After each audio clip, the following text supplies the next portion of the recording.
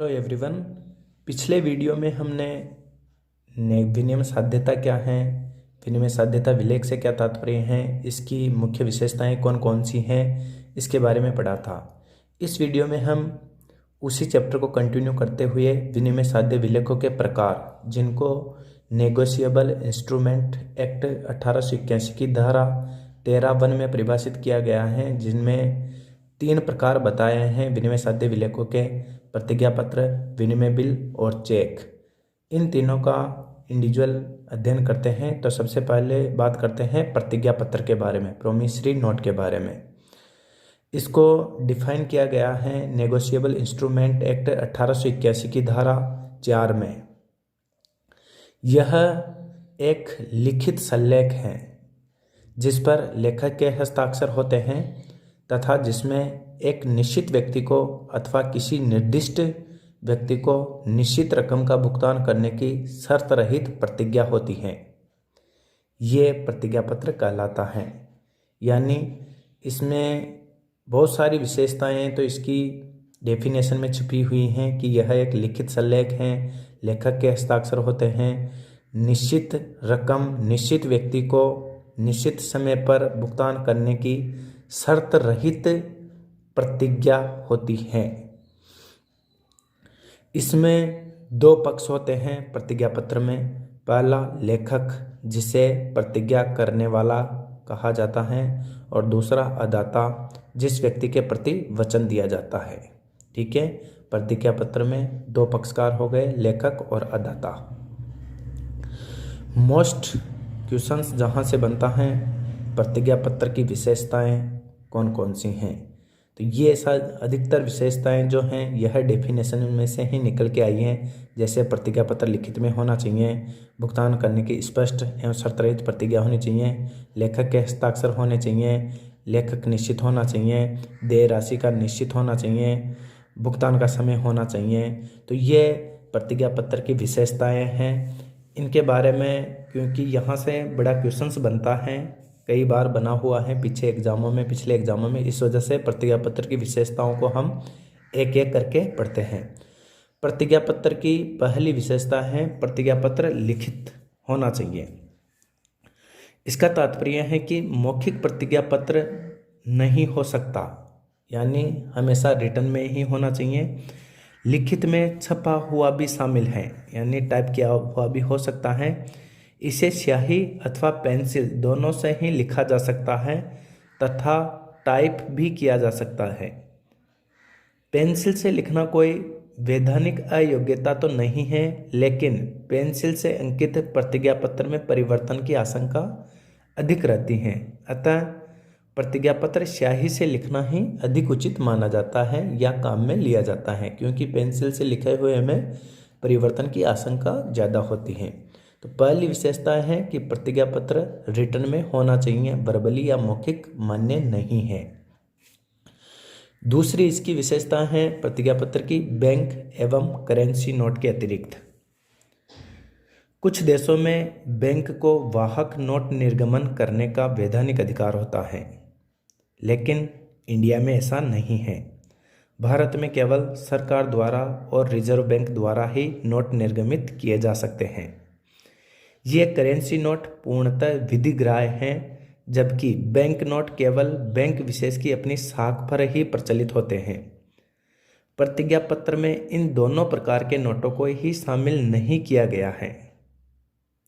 तो प्रतिज्ञा पत्र में बैंक नोट एवं करेंसी नोट के अतिरिक्त होना चाहिए, इनको दोनों को ही इसमें शामिल नहीं किया गया है। ठीक है। वैसे तो आरबीआई एक्ट की धारा 31 में भी वाहक विनिमय पत्र, प्रतिज्ञा पत्र तथा हुंडी आदि के लिखने, स्वीकार करने एवं पहचान करने का निषेध है, पर यह धारा विनिमय साध्य लेख पत्र अधिनियम 1881 की धारा 1 में उल्लेखित प्रतिज्ञा पत्र पर लागू नहीं होती। प्रतिज्ञा पत्र की परिभाषा में बैंक एवं करेंसी नोट को स्पष्टतः अलग कर दिया गया है, यानी ये इसमें शामिल नहीं होते। तीसरी विशेषता है भुगतान करने की स्पष्ट एवं शर्त रहित प्रतिज्ञा होनी चाहिए। इसका तात्पर्य है कि लेखक को इस लेख पत्र में ऋण के भुगतान करने की स्पष्ट शब्दों में एवं बिना शर्त रहित प्रतिज्ञा होती है। यद्यपि लेख पत्र में प्रतिज्ञा शब्द का प्रयोग अनिवार्य नहीं है, पर लेख पत्र का आशय भुगतान करने का वचन अवश्य होना चाहिए और यह प्रतिज्ञा किसी भी शर्त पर आधारित नहीं होनी चाहिए। जैसे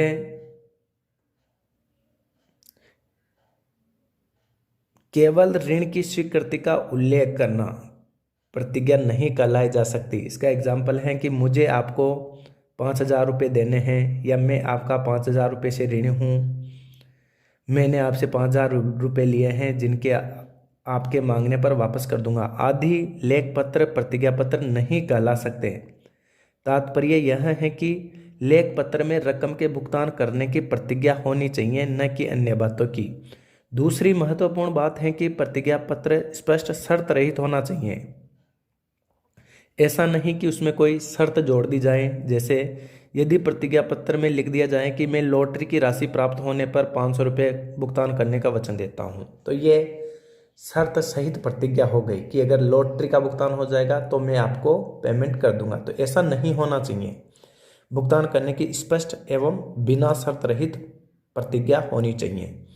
नेक्स्ट विशेषता है लेखक के हस्ताक्षर। प्रतिज्ञा पत्र पर लेखक के हस्ताक्षर आवश्यक है। हस्ताक्षर के अभाव में या बिना हस्ताक्षर किए हुए किसी भी व्यक्ति पर दायित्व डालना पॉसिबल नहीं है। अतः प्रतिज्ञा पत्र व्यर्थ हो जाएगा या व्यर्थ माना जाएगा बिना हस्ताक्षर के अभाव में, यानी हस्ताक्षर के अभाव में हस्ताक्षर अगर नहीं किए हुए हैं तो वह व्यर्थ माना जाएगा। यदि लेखक अशिक्षित हो तो यानी पढ़ा लिखा नहीं है तो उसकी अंगूठा निशानी मान्य होगी। हस्ताक्षर के तौर पे उसके अंगूठे का निशान लिया जाएगा और इस अंगूठे के चिन्ह को किसी प्रतिष्ठित व्यक्ति द्वारा पुष्ट भी कराया जाता है, यानी उसको अटेस्टेड करवाया जा सकता है सम्मानित व्यक्ति के द्वारा। तो इस प्रकार प्रोमिसरी नोट में लेखक के हस्ताक्षर मेंशन होने चाहिए।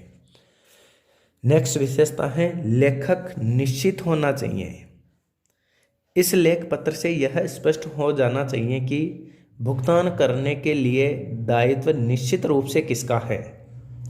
हस्ताक्षरकर्ता को यह स्पष्ट कर देना चाहिए कि स्वयं इस संलेख या लेख पत्र के लिए दायी है अथवा अन्य व्यक्ति की ओर से हस्ताक्षर कर रहा है। दूसरी कंडीशन में वह अन्य व्यक्ति अथवा संस्था ही दायी होगी, न कि हस्ताक्षरकर्ता स्वयं।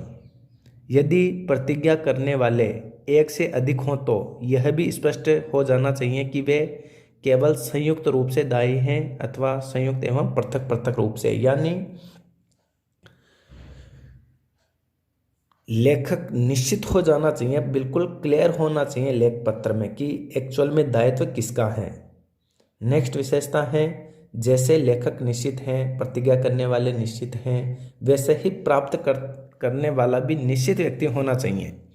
लेखक की तरह आदाता अथवा प्रापक भी निश्चित व्यक्ति होना चाहिए। यह व्यक्ति नाम व पद के अनुसार निश्चित हो सकता है। यदि लेखक आदाता के स्थान पर स्वयं का नाम लिख देता है तो यह लेख पत्र व्यर्थ माना जाएगा, क्योंकि कोई व्यक्ति स्वयं अपने आप को कोई रकम नहीं दे सकता। लेख पत्र में किसी निश्चित व्यक्ति अथवा उसके आदेशानुसार किसी अन्य व्यक्ति को अथवा वाहक को भुगतान करने का वचन होना चाहिए, यानी प्राप्तकर्ता भी निश्चित होना चाहिए जिस प्रकार लेखक निश्चित होना चाहिए। दोनों ही निश्चित व्यक्ति होने चाहिए। नेक्स्ट कंडीशन है या विशेषता है देय राशि का निश्चित होना। प्रतिज्ञा पत्र की राशि ऐसी होनी चाहिए, ऐसी नहीं होनी चाहिए जो संयोगिक या संयोगिक घटबढ़ पर आधारित हों। यह राशि भुगतान देश की मुद्रा में हो जाना चाहिए। ऐसा नहीं है कि यदि कोई व्यक्ति गेहूं या तेल में ऋण का शोधन करने का वचन देता है तो यह प्रतिज्ञा पत्र नहीं कहला सकता। यानी मैंने पहले भी बताया कि कोई वस्तु को देने या सामान देने की प्रतिज्ञा करे तो वह फिर विनिमय साध्य विलेख या लेख पत्र नहीं कहलाता। यहाँ निश्चित राशि में भुगतान होना चाहिए। ठीक है, सामान का भुगतान करने का वचन देना प्रतिज्ञा पत्र नहीं कहला सकता। नेक्स्ट है मूल्य प्राप्त लेख पत्र। प्रतिज्ञा पत्र लिखने में प्राय मूल्य प्राप्त हुआ शब्द लिख देते हैं, पर इन शब्दों का कोई वैधानिक महत्व नहीं है। केवल प्रचलन के अनुसार ये शब्द जोड़े जाते हैं और इनके न लिखने से प्रतिज्ञा पत्र व्यर्थ नहीं होता। यह लिखना कंपलसरी नहीं है। नेक्स्ट विशेषता है भुगतान का समय। प्रतिज्ञा पत्र में भुगतान के समय का उल्लेख होना चाहिए। यदि भुगतान के समय का उल्लेख नहीं है तो मांग पर देय होगा। इस वजह से भुगतान का समय उसमें निश्चित होना चाहिए या उसका उल्लेख होना चाहिए। नेक्स्ट है सपुर्दगी आवश्यक होनी चाहिए। प्रतिज्ञा पत्र की आदाता को सपुर्दगी आवश्यक है। Next stamp. सावधि यानी अवधि प्रतिज्ञा पत्रों पर भारतीय स्टाम्प अधिनियम के अनुसार आवश्यक राशि का स्टाम्प लगाना भी आवश्यक है, अन्यथा यह लेख पत्र व्यर्थ होगा। तो ये सब प्रतिज्ञा पत्र की विशेषताएं हैं। यहाँ से छोटा क्वेश्चंस डेफिनेशन को लेके क्वेश्चन पूछा जा सकता है। प्रतिज्ञा पत्र में कितने पक्षकार होते हैं ये पूछा जा सकता है। लेखक कौन होता है, अदाता कौन होता है, और फिर आगे बड़ा क्वेश्चंस बन सकता है प्रतिज्ञा पत्र को परिभाषित करते हुए उसकी विशेषताओं को विस्तार से बताइए। तो यहाँ से बड़ा क्वेश्चंस भी पूछा जा सकता है। ये मैंने नीचे एक सिंपल सा फॉर्मेट लिखा है प्रतिज्ञा पत्र का। इधर इसमें रकम लिख रखी है, स्थान का नाम लिख रखा है, डेट लिख रखा है और क्लियर लिख रखा है कि आज से 4 माह बाद 4% ब्याज से मैं मांगने पर श्री राम किशन को या उनके आदेशानुसार 2000 रुपये देने की प्रतिज्ञा करता हूँ। यहाँ श्री राम किशन जो अदाता है या जिससे पैसे देने हैं, और यहाँ हस्ताक्षर मदन लाल जो लेखक हैं, और यहाँ स्टाम्प लग जाएगा। तो इस प्रकार ये एक सिंपल सा फॉर्मेट है प्रतिज्ञा पत्र का। इसके बाद हम कल वीडियो में अगला प्रकार जो बिल ऑफ एक्सचेंज है, विनिमय पत्र, उसके बारे में पढ़ेंगे। धन्यवाद।